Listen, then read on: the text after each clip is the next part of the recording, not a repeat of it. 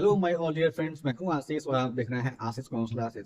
मेरे भी साथियों, हम लोग अपने वीडियोस में बात कर रहे थे कॉस्ट अकाउंटिंग के बेसिक कॉन्सेप्ट की। तो आज का हमारा जो टॉपिक है यह कॉस्ट अकाउंटिंग का अंतिम बेसिक कॉन्सेप्ट होने वाला है। क्योंकि इसके पहले हम लोगों ने कॉस्ट अकाउंटिंग के बारे में बहुत सारी बातें करी हुई हैं। वे सारे के सारे वीडियोस आप सभी को हमारे चैनल के प्लेलिस्ट में मिल जाएगा। आप लोग वहां जा करके देख सकते हैं सारे के सारे वीडियोस को। और उससे रेस्पेक्टिव नोट्स आप सभी को उसी वीडियो के नीचे डिस्क्रिप्शन बॉक्स में मिल जाएगा।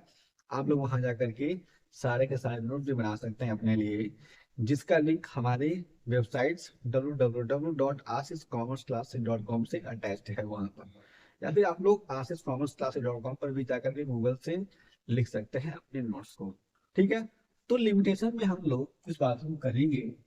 अब आप लोग सोचेंगे कि कॉस्ट अकाउंटिंग के बारे में हमने बहुत सारी बातें करी, जिसमें हमने समझा कि भाई साहब कॉस्ट अकाउंटिंग जो है बहुत ही अच्छा है किसी भी कंपनी के लिए, किसी भी बिजनेस के लिए। और हम लोग यूं कहें तो किसी इंडिविजुअल के लिए भी कॉस्ट अकाउंटिंग बहुत अच्छा है। क्योंकि हम लोग जब कॉस्ट अकाउंटिंग करते हैं तो हमें मालूम चल जाता है कि हमने कितने खर्चे किए, किन किन कार्यों के लिए कितने खर्चे किए। ठीक है। उसके बाद से हम लोग एक बढ़िया बजट बना के चलते हैं, जिससे हम लोग आने वाले खर्चों से बचें। और जहाँ पे हमारा 10 रुपए लग रहा है, एग्जाम्पल देता हूँ, वहां पे हम लोग 7 रुपए या 6 रुपए में ही काम चला लें। इस तरीके से हम लोग कॉस्ट अकाउंटिंग को बढ़िया कहते थे। लेकिन आज हम लोग लिमिटेशन में समझेंगे कि जो कॉस्ट अकाउंटिंग है इसमें डीमेरिट क्या है, इसका इसका लिमिटेशन क्या है, इसमें सीमाएं क्या है। हम लोगों ने जब पढ़ा हुआ था स्कोप के बारे में, तो हमने कहा था कि कॉस्ट अकाउंटिंग का स्कोप है, एक दायरा है, एक रेंज है। ठीक है। तो उसमें हम लोगों ने पढ़ा था कि कॉस्ट अकाउंटिंग उसी दायरे के अंतर्गत काम करता है। अब यहाँ पर जब हम लोग लिमिटेशन की बात करेंगे, तो जो दायरा हमने बनाया था उस दायरे के बाहर क्या है, लिमिटेशन होता है। ठीक है। ठीक है ना, ये बॉर्डर है। तो यहाँ पे काम करता है स्कोप, और इसके बाहर हमारा लिमिटेशन होता है। तो यही हमारा है कॉस्ट अकाउंटिंग का लिमिटेशन। आज हम लोग बात करते हैं लिमिटेशन में। तो पहला दिया गया है वेस्टेज ऑफ टाइम। आप लोग समझेंगे कि जब कॉस्ट अकाउंटिंग होती है तो कंपनी के जितने भी रिस्पेक्टिव खर्चे होते हैं, जितने भी कॉस्ट होते हैं, चाहे वो कॉस्ट डायरेक्ट नेचर के हों या फिर वे कॉस्ट इनडायरेक्ट नेचर के हों, चाहे वह कॉस्ट मटेरियल पे लग रहा हो या फिर लेबर पे लग रहा हो, चाहे वो कॉस्ट अदर हो या फिर ओवरहेड्स के रूप में हो, तो इन सारे के सारे कॉस्ट को एलोकेट करने में, उसका पता लगाने में, इस पे रिपोर्ट बनाने में, इन सारे की सारी चीजों को करने में, कॉस्ट कंट्रोल करने में, कॉस्ट रिडक्शन करने में, कॉस्ट को असर्टेन करने में बहुत सारा समय लग जाता है। तो हम लोग कह सकते हैं एक तरीके से जो कॉस्ट अकाउंटिंग है इसमें हमारा बहुत सारा खर्च हो जाता है समय, जिसके लिए कंपनी क्या करती है, अपने पैसे भी लगा के चलती है। और यदि कंपनी कॉस्ट अकाउंटिंग नहीं करती है तो जो टाइम यहाँ पर खर्च कर रही है वह टाइम वह अपने डेली टू डेली प्रोडक्शन के रूप में और अनदर एक्टिविटीज में लगा सकती है। ठीक है। तो यह हो गया पहला लिमिटेशन। दूसरा आता है बेस्ड ऑन हिस्टोरिकल डेटा। अब जो भी हमने पहले ट्रांजैक्शन करे हुए हैं, क्या करे हुए हैं, ट्रांजैक्शन करे हुए हैं, या फिर कोई भी बिजनेस इवेंट्स है, तो उस पे ही बेस्ड होता है। ठीक है ना, जो भी प्रीवियस ट्रांजैक्शन हुए होते हैं उस पर ही हमारा पूरा का पूरा कॉस्ट अकाउंटिंग बेस्ड होता है। इसलिए जो भी डेटा हमारे लिए अवेलेबल है, हम लोग हिस्टोरिकल नेचर के डेटा को लेकर के अपनी कॉस्ट अकाउंटिंग कर रहे हैं। जो भी हमारा पास्ट रहा है उसको एनालाइज कर पा रहे हैं। हम लोग किसी भी तरीके से अपने फ्यूचर में आने वाले इवेंट्स को, अपने बिजनेस ट्रांजैक्शन को, अपने ग्रोथ को, या फिर अपने डिक्लाइन पीरियड्स को, इन तमाम तरह की चीजों को हम लोग नहीं देख पा रहे हैं कॉस्ट अकाउंटिंग में। इसके अलावा जब हम लोग मैनेजमेंट अकाउंटिंग की बात करते हैं तो मैनेजमेंट अकाउंटिंग में हम लोग बहुत ही बढ़िया तरीके से सारे के सारे मेथड्स प्रिंसिपल लगा करके रूल्स लगा करके फ्यूचर को आइडेंटिफाई करते हैं, फ्यूचर का फॉरकास्ट करते हैं, जो फॉरकास्टिंग कॉस्ट अकाउंटिंग में नहीं होती है। ठीक है, आगे बात करते हैं। तो तीसरा है कॉस्टली। अब आपको मैंने बताया यहाँ पर बहुत सारा समय लगता है और बहुत सारे कार्यों के बारे में बताया, कॉस्ट को आइडेंटिफाई करना, फिर उस पे जो भी खर्चे लगते हैं उनको लगाना, कॉस्ट को कंट्रोल करना, कॉस्ट को रिड्यूस करना। ठीक है, हम लोग मटेरियल पे जो कॉस्ट होता है उसकी बात करेंगे, लेबर की बात करेंगे, इनडायरेक्ट डायरेक्ट तमाम तरह के खर्चे होते हैं, तमाम तरह के कॉस्ट होते हैं। तो ये सारे के सारे कॉस्ट होंगे, उनको हम लोग क्या करेंगे, प्रॉपर रिकॉग्नाइज करेंगे। तो उस पर लाजमी है कि पैसा हमारा बहुत सारा लगता है। इसलिए हम लोग कहते हैं कि जो कॉस्ट अकाउंटिंग सिस्टम है क्या है, यह हमेशा कॉस्टली ही होता है।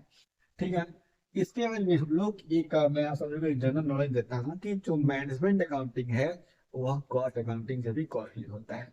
ठीक है, और सबसे अच्छा हम लोग मान के चल सकते हैं कि पैसे खर्च होने के रूप में कि हमारा जो फाइनेंशियल अकाउंटिंग उसमें खर्चा कम होता है। ठीक है, ये केवल जनरल नॉलेज था। चौथा है कॉम्प्लिसिटी ऑफ ओवरहेड एलोकेशन। अब जो भी कंपनी के पास तमाम तरह के ओवरहेड्स हैं, इलेक्ट्रिसिटी हो गई, ठीक है ना, जो भी इंश्योरेंस का खर्चा हो गया, इन सारे के सारे खर्चों में जो भी हमारे पास इनडायरेक्ट नेचर के हमारे जितने भी खर्चे होते हैं, ये सारे के सारे खर्चे डेप्रिसिएशन हो गया, हम लोग उसको एलोकेट नहीं कर सकते हैं ना भाई, कि पर यूनिट में मेरा कितना कितना ओवरहेड्स लगा। इसलिए हम लोग कहते हैं कि ये क्या है, कॉम्प्लेक्स है पता लगाना कि कितना ओवरहेड्स किस प्रोडक्ट पे लगा, कितने यूनिट पे लगा। ये हमारे लिए क्या हो सकता है, लिमिटेशन हो सकता है। और हम लोग ओवरहेड्स की बात करेंगे आगे आने वाली वीडियोस में, तो मैं आप सभी को ओवरहेड्स के बारे में और बढ़िया डिटेल में समझाने का प्रयास करूंगा। ठीक है, आगे बात करते हैं हम लोग पांचवा चीज, सब्जेक्टिविटी। ठीक है, हम लोग बात करेंगे यहाँ पर सब्जेक्टिविटी की। तो जो भी मैनेजर्स हैं, जो कॉस्ट अकाउंटिंग का काम करते हैं, जो कॉस्ट अकाउंटिंग से रिलेटेड काम करते हैं यानी निर्णय लेते हैं, वे सारा के सारा लोग बिजनेस पर्पज के लिए बनाते हैं बजट, और उसका एक्चुअल फिगर से करते हैं कंपैरिजन। मान लीजिए किसी भी पर्सन ने कहा कि उसका जो भी एक्सपेंस होगा वह क्या होगा, 6 करोड़ मान के चलो। ठीक है ना, उसने स्टैंडर्ड सेट किया कंपनी ने, उसके मैनेजर्स ने, कि हम लोग क्या करेंगे भाई, 6 करोड़ का खर्चा करेंगे तमाम तरह के जो भी हमारे काम होंगे कॉस्टिंग के पर्पज से। ये हमारे लिए एक बजट का काम बनता है। और एक्चुअल फिगर लगा उसका 3। तो उसने कहा देखो यार, मैंने क्या किया ना, मैंने 3 करोड़ में ही अपना काम कर लिया। अब इसके अलावा और भी जो कंपनी रिपोर्ट बनाती है, तो उस रिपोर्ट्स में अपनी कमियों को छुपा सकती है, ये बता सकती है कि हमारा कॉस्ट अकाउंटिंग सिस्टम कितना स्ट्रांग है, हमने देखो कितनी अच्छी तरीके से कॉस्ट कंट्रोलिंग करी हुई है, कॉस्ट कंट्रोलिंग के लिए कितने अच्छे अच्छे मेजरमेंट लगाए हुए हैं, कॉस्ट रिडक्शन किस तरीके से किया हुआ है। तो किसी ना किसी फिगर को लेकर के, किसी ना किसी स्पेसिफिक कॉस्ट को लेकर के कोई भी कंपनी क्या हो सकती है, सब्जेक्टिव हो सकती है। उसके मैनेजर्स होते हैं जो कॉस्ट अकाउंटिंग को देखते हैं, वे सब्जेक्टिव हो सकते हैं। इसलिए हम लोग कहते हैं कि यह क्या है, उसका लिमिटेशन है। ठीक है, आगे हम लोग बात करेंगे छठवें, फोकसेस फोकस ऑन क्वांटिफिकेबल डेटा। अब जो भी डेटा अवेलेबल होता है, ठीक है ना, नंबर्स के रूप में, उसको हम लोग केवल क्या करते हैं, उस पर हम फोकस करते हैं। जैसे कोई भी इम्प्लॉय है, वो क्या कर रहा है, काम कर रहा है बिजनेस में, फैक्ट्री में कोई भी मजदूर काम कर रहा है, उसके इमोशंस को हम लोग नहीं क्वांटिफाई कर सकते हैं। कोई भी आदमी है, कोई भी लेबर है, वह कितना मेंटल हेल्थ में है, उसको हम लोग आइडेंटिफाई नहीं कर पाते हैं कॉस्ट अकाउंटिंग में। या क्या है, एक तरीके से लिमिटेशन है। बल्कि हम लोग देखते हैं कि जो भी एम्प्लॉयज होते हैं, अदर कंडीशंस होती हैं, बिजनेस एनवायरनमेंट है, वह भी कंपनी के प्रोडक्शन को अफेक्ट करता है। लेकिन कॉस्ट अकाउंटिंग इस मामले में थोड़ा लूज काम करता है, उससे समझ में नहीं आता है कि हमें इन चीजों को भी देखना है। तो ये क्या हो जाते हैं, लिमिटेशन हो जाते हैं। ठीक है, अगला है पॉसिबिलिटी ऑफ इन। अब जो भी डेटा हमारे पास होता है, हम लोग हमेशा मान के चलते हैं, ओवरहेड्स का हम लोग एग्जांपल लेते हैं, तो ओवरहेड्स को हम लोग पर यूनिट पता नहीं लगा पाते हैं ना। हम लोग ये नहीं जान पाते हैं कि कितना कितना ओवरहेड्स कितने कितने मटेरियल में पर यूनिट लगा हुआ है, इन्वॉल्व है, लेबर में कितना ओवरहेड लग गया। इसलिए हम लोग कई बार क्या करते हैं, असम्पशन के बेस पर अपनी कॉस्टिंग कर लेते हैं।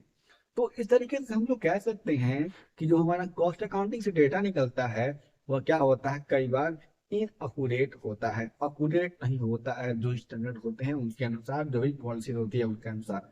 ठीक है, तो ये अभी क्या है, लिमिटेशंस है। और हमारा अंतिम है इन इनएबिलिटी टू मेजर्स इंटेंजिबल्स। जो भी कंपनी के पेटेंट्स हैं, गुडविल है, ब्रांड रिकॉग्निशन है, हम लोग इनको सही तरीके से समझ नहीं पाते हैं, रिकॉग्नाइज नहीं कर पाते हैं, इनएबिलिटी पाई जाती है उसके मेजरमेंट में।